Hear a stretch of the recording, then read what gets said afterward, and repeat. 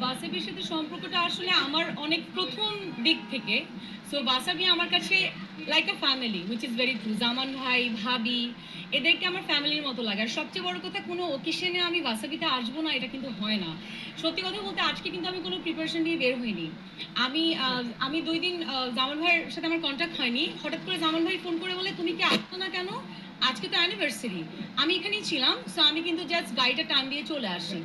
So আমি কিন্তু কোনো অ্যানিভার্সারি প্রিপারেশনে নেই, আমি হঠাৎ করে চলে আসা। সো এতেই বোঝা যায় আসলে জামান ভাইয়ের সাথে বা ভাসাবির সাথে, ভাবির সাথে আমার রিলেশনটা কেমন। আর ভাসাবির কালেকশন নিয়ে যদি বলি, এবার ঈদেও আমাকে ভাসাবির কালেকশনে দেখা যাবে।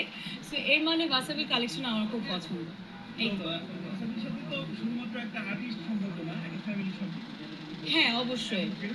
এই ভাসাবির সাথে তোমার এতদিনের পথ চলা, এতদিনের এই ক্যারিয়ারের মধ্যে এত মানে সেটা পথ পুরাইছো, তো এটার যে স্বপ্ন যাত্রাটা তুমি দেখছো, এই কষ্টটা দেখছো, হ্যাঁ, হ্যাঁ। এটা কিভাবে তুমি আসলে তার পিছনে আই অ্যাপ্রিশিয়েট হিম আ লট। আর সবচেয়ে বড় কথা, ঈদের আগে কিন্তু আমরা আর্টিস্টরা অনেক বিজি থাকি, everyone knows about it. But Zaman ভাই যদি একটা কল দিয়ে বলে তিশা একটা শ্যুট করব, আমি কিন্তু ভাইকে বলি আচ্ছা ভাই আমি দেখতেছি কবে।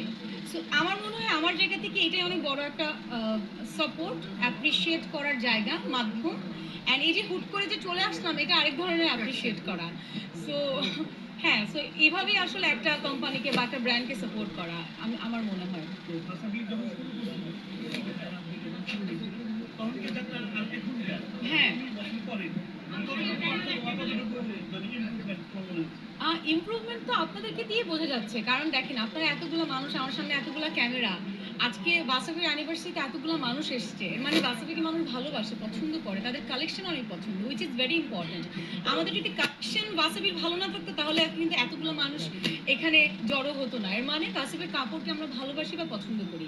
সো এটাই তো ভাইয়ার আর বাসাবির অ্যাচিভমেন্ট।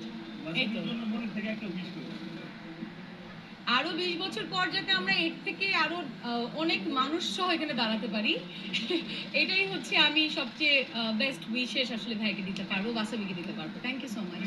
Thank you. এখন না, এখন